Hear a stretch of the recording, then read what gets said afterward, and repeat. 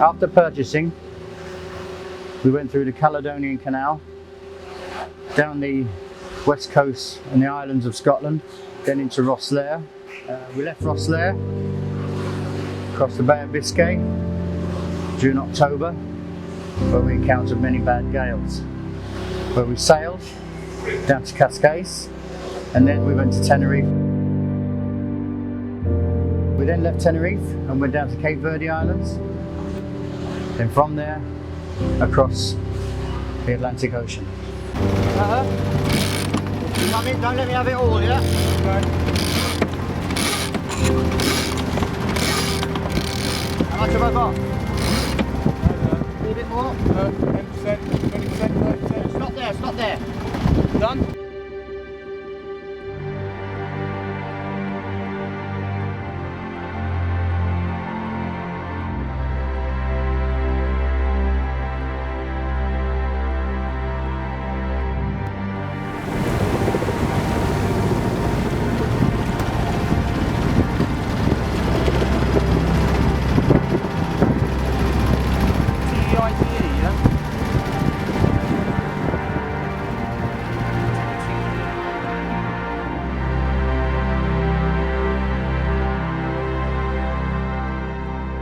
I'm captain of the boat. My name's Neil. I'm first mate. I'm the filmmaker for the Atlantic Ocean crossing.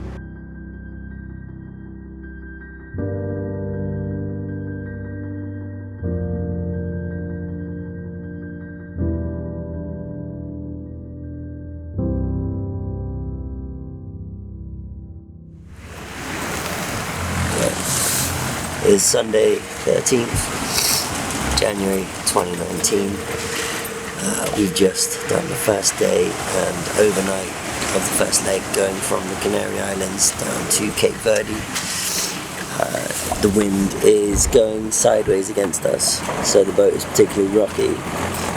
So I've spent the night and the day overnight on the top of the deck. I think I passed out maybe for about an hour. I threw up probably 5 times. Seasickness is a real thing and it should not be laughed at. But I've now just crossed over on the overnight watch and the sunrise has just come up. So this is now the first ocean sunrise. The ocean sunrise voyage crossing the Atlantic.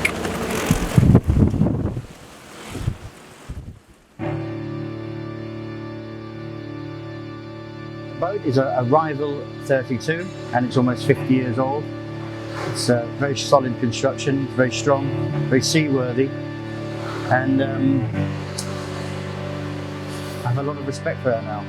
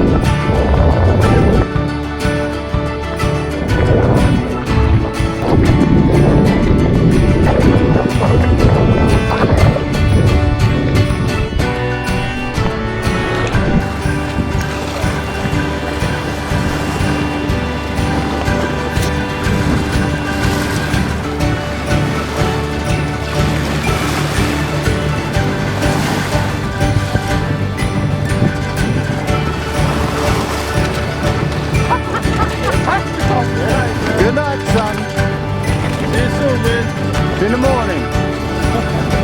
There she goes. I'll see you in the morning, then.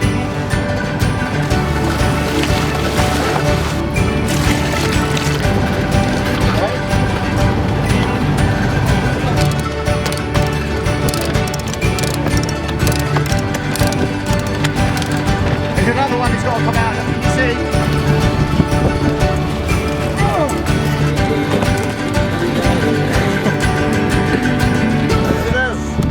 There we are. Coming up.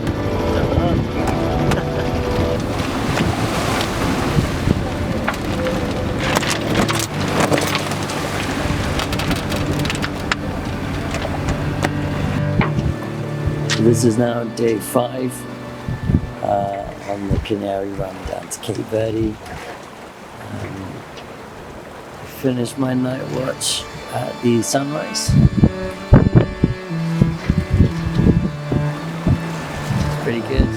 It's always on my left. Sunset's always on my right.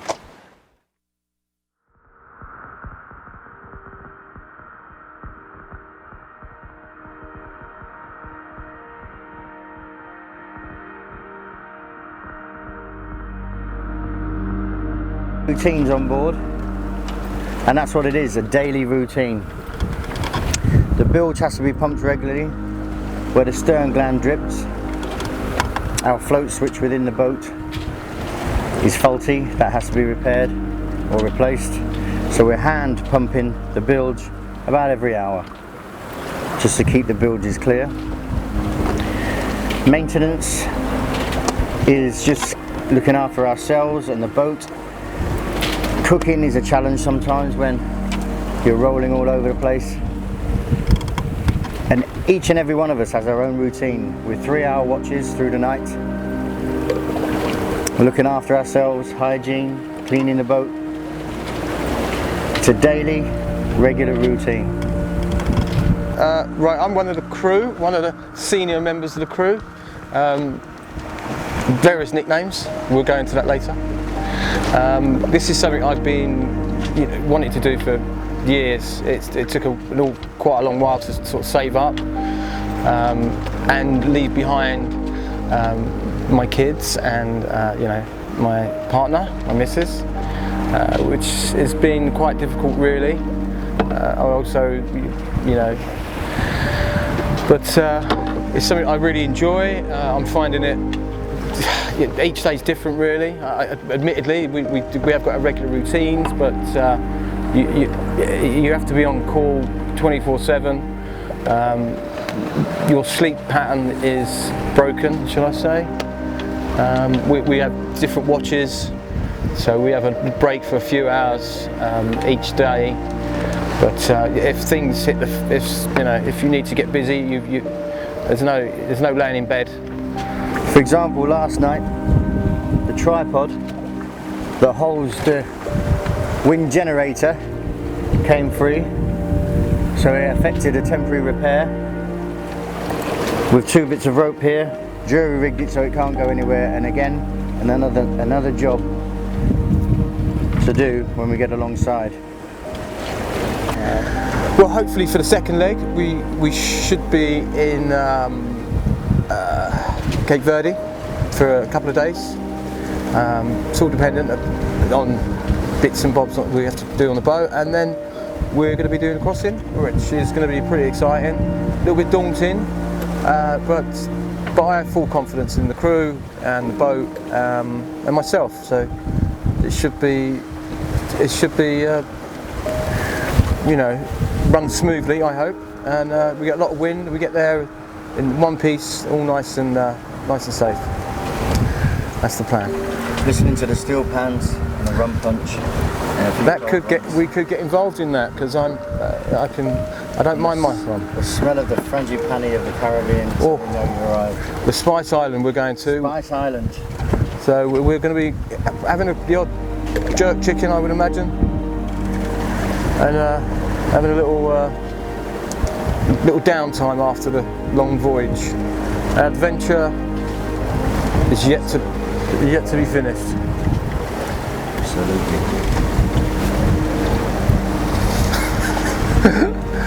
nutter. Tosser. That's not what you're supposed to say. No, I'm just saying. I've just put my heart out. You went, yeah, go on, go for it. And then he just burst out laughing. I don't know. Can't get the staff.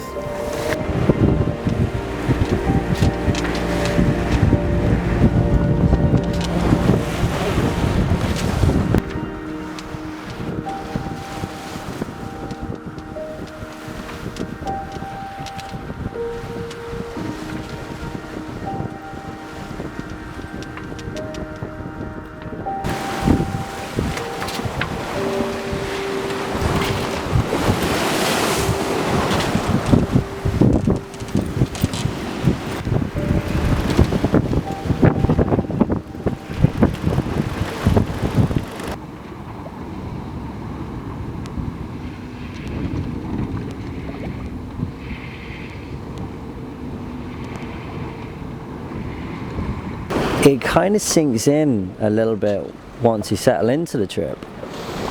You know, you're completely alone out here. It's not like if you're in wilderness or up a mountain, you know that you're on land. If something goes wrong, you feel like, yeah, you have a chance, you could walk back, you can find your way back. But out here, if something goes wrong, your odds are a lot slimmer.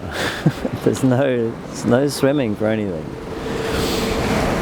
So what's been a real strong theme this week has been how supportive you have to be for one another. You know, morale is high, sense of humor is an important thing. Just helping out, doing what needs doing. Every day, every week, doing the night watch, even when you're tired. It's very important, you know, and there's a strong camaraderie into this. This week is 1,200 miles, and at good speed it's 7 days. If we're going to do the Atlantic crossing, even on good speed, you're looking at average 24 to 30 days. So it's this week. And then doing it 3 times over on top.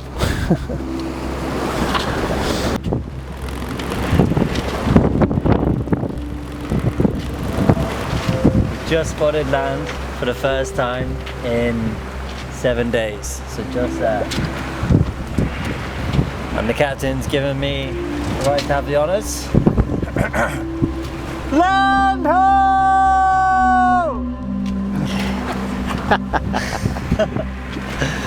Good. I'm loving it. I'm not liking it. I'm loving it. Uh-oh. Give it to me. Don't like it. Yeah, that's it. That's my singing. The next singing you will see will be on dry land. Karaoke King. Failing that, give me a guitar. My number one. He'll be strumming away.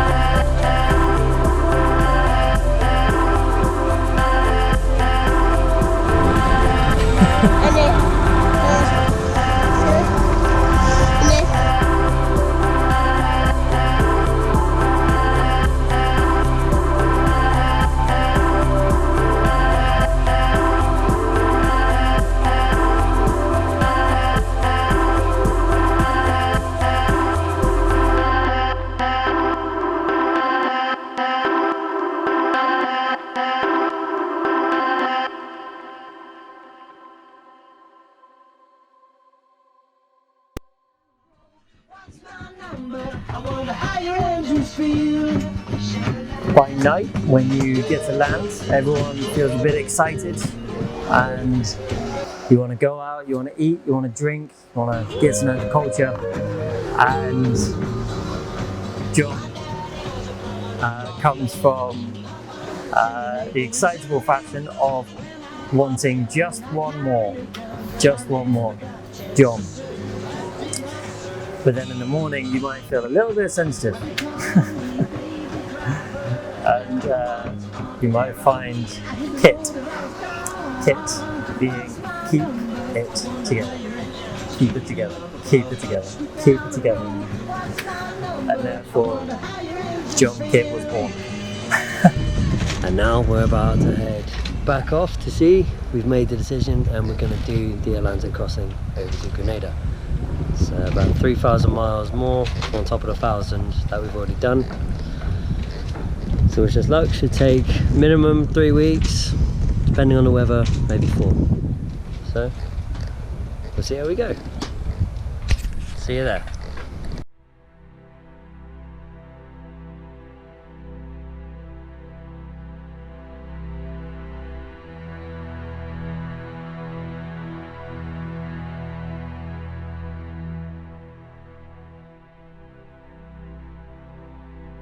What does it mean to me? Well, when you're sat in the armchair at home thinking about doing these things and you run it through your mind and you do all your passage planning of how it's going to be, what you're going to do, how you're going to do it, and then to actually put it all into practice and then enjoy the environment and the challenge as well. And also the nervousness of it. I mean, prior to going, I think every captain prior to setting off across the vast Atlantic goes through a nervous stage, and I think that if you don't have that, you shouldn't go. You should have a healthy respect for what you're doing, because you are going offshore. There is nobody to call. You have to make sure your boat is in tip-top condition, seaworthy, safe, and not only that, you're responsible for everybody's life on board as well. So there is this trepidation, but the sense of achievement at the end of it is overwhelming. Being out in the middle of the ocean, you're completely immersed into nature. You have a 360-degree view of the horizon, and it's just amazing, particularly with the skylines and sunrise and sunset. So for me as a photographer and filmmaker, this was one of the best expeditions I think I've ever taken part of.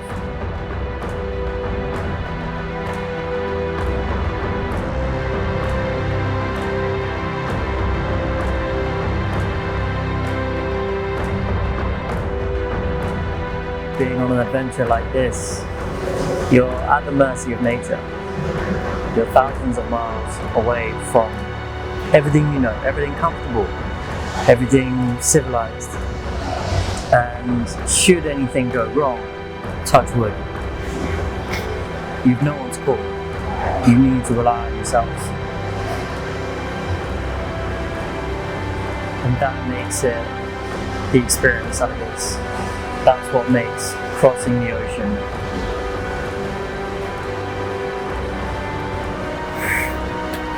what it is.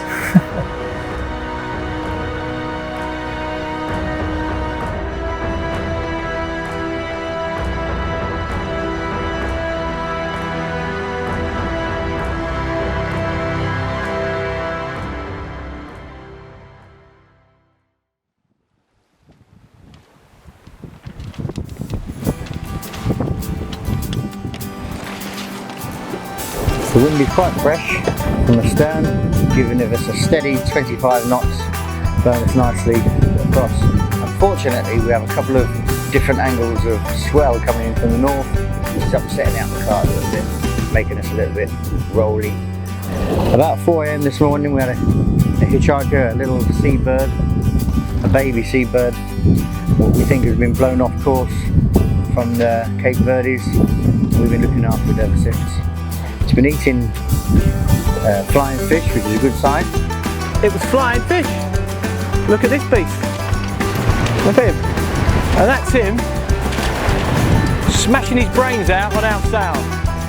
We got a tug on the line, and then we pulled it back and there was nothing there, and the hook was straightened out.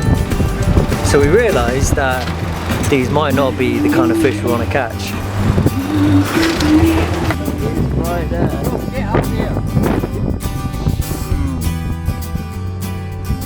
It could be a swordfish though. I think personally it's a swordfish. And they get up to very big. It's still there.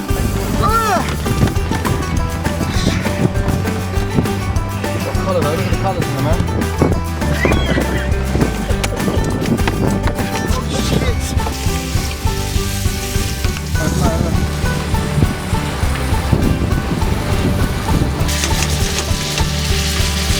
Chuck it off. Yeah.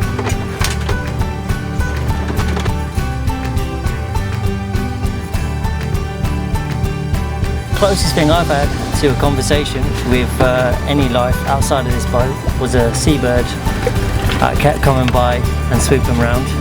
That was nice. And the fish we caught, they were tasty. But it's every night we get these flying fish. They occasionally actually hit you, so which is quite unnerving when it's pitch black and you're sailing and you get whacked and it's a flying fish.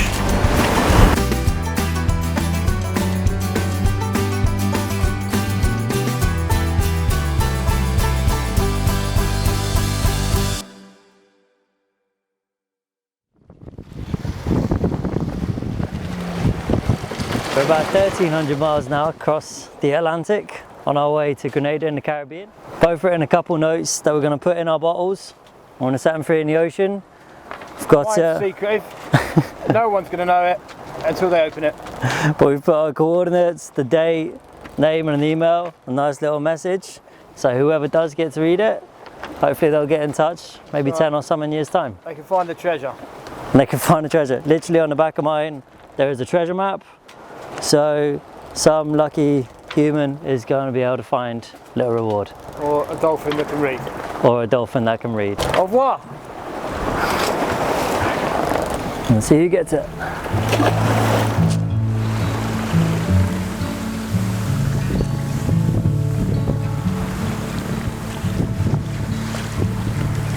I thought we'd be having quite a bit of food on the boat, but turns out not really. We do have food, but we're saving it for when we need it. So I haven't really eaten much the past couple of days, and I've started a little food dreaming club. This week I've been mostly dreaming about roast chicken, peas, rice, roast veg, sweet potato, gravy. We know that there's an Indian in the area where we're berthing. We know that, someone's already done a bit of research, and I think we'll be going to an Indian to sample its delights. Surf and turf. Surf and turf. Imagining big steak, peppercorn sauce, shrimp, barbecue chicken, rice and peas. For me, I'm going to go for a lamb madras. I know he's going to have a korma. I know you're going to have a lamb jalfrezi. Possibly chicken. Possibly chicken jalfrezi. I know we'll have some basmati rice, we'll have the dips, and we'll have the poppadom starts, maybe some chicken tikka drizzled in some lemon or stop. But do you know what I'm thinking? We will go through how many books and what different selection of books I've managed to have the opportunity to read. First one I read was Life by Mr. Keith Richards. It's quite a good read if you're into that sort of thing, that life story, you know, who he knew, met, what drugs he took, and quite cool, quite a good book, I recommend. It just so happens that while we was in Ireland, there was a special deal going on with Mr. Price, or I think it was Deals, the shop. For €1.49, you got different flavours of Fray Bentos pies. Next book I read was Tom Clancy. Don't know if you've read of Tom Clancy. Oh, it's not a bit of me, to be honest. Not very good. Know that in the Caribbean, a chicken pie goes for $4.95. A mince pie goes for $5.10. And a steak pie goes for $5.20. And these are the official pie rates of the Caribbean. You couldn't write it. You couldn't write it. I'm reading this, and it's a Japanese book set in samurai times. Quite a good read. Not for everyone's cup of tea, but I'm sure each to their own. I recommend it. It's quite a good book, and yeah, I'm enjoying it. There we go. I've never sailed before, and this is my first time. I'm told it's a bit of a baptism through fire by going straight across the Atlantic Ocean for your first time, and I have to agree, it's a little bit mental. You're constantly rocking. Imagine being on like a bit of a roller coaster, and you get that G-force thing, and you're like, oh, whoa, I feel a little bit sick, but it's okay because it was for a short bit. But just imagine that doesn't stop, and then you get used to it eventually. Although I was sick when I first started. It's been an emotional roller coaster, a bit of a bumpy ride. It's something that I can hold on to and keep going, because I know I've got the love, my family and friends at the end of a phone line, because I've got an Iridium phone. Well, this is it. This is our last night. We arrive tomorrow morning. This is our last sail into the sunset, and we hope to get alongside approximately 9 or 10 o'clock in the morning into Prickly Bay, Grenada, also known as Spice Island. The boys are excited, looking forward to some beers ashore. It's been a cracking trip along, no real dramas yet, touch a good bit of wood here. It's been straightforward, very scenic, very tranquil, very soul-searching. And here we are, steel pans await us. Yeah, it's been quite a moving experience, and I might shed a tear when I land, I don't know.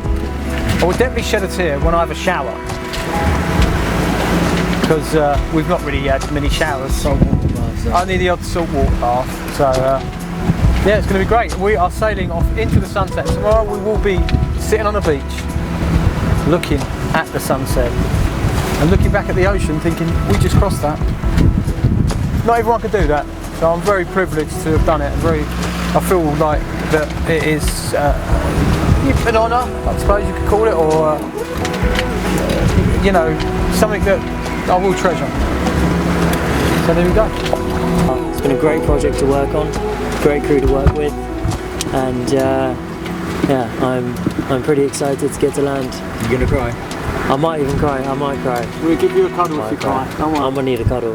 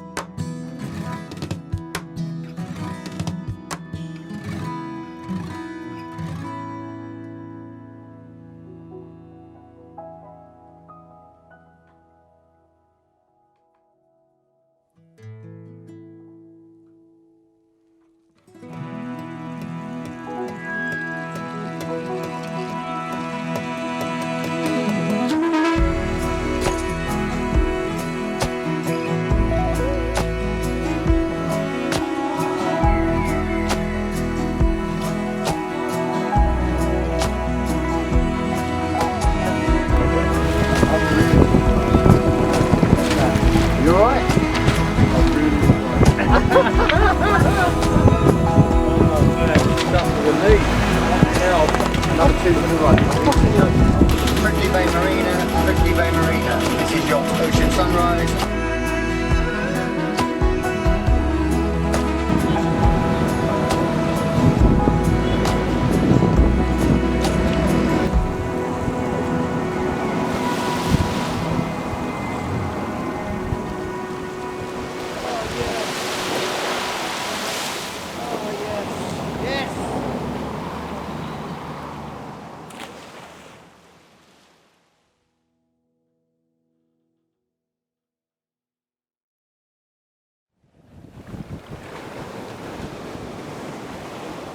My name is Richie Parish, and I've just sailed the Atlantic. My name's Neil, John Kit for short, and I sailed across the ocean. My name's Charlie Parish, and I just crossed the Atlantic Ocean.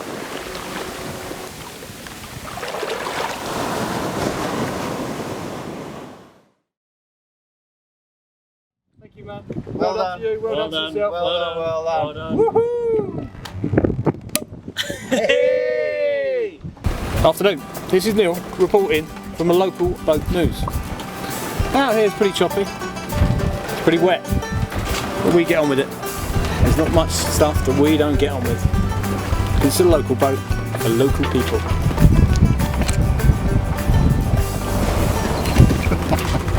I'll leave that with you.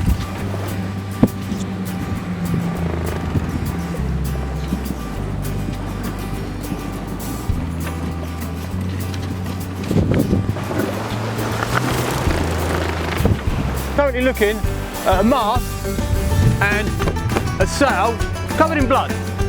And normally it's when someone's been insubordinate on the boat and we lashed them.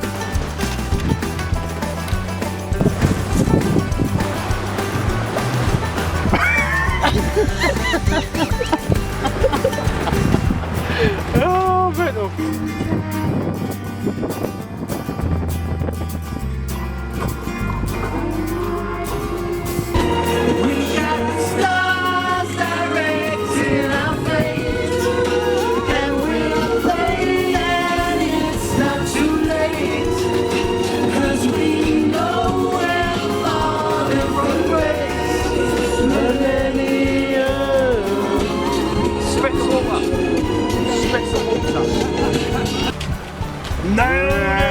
Another one. Hoorah! Do another one. Nailed it!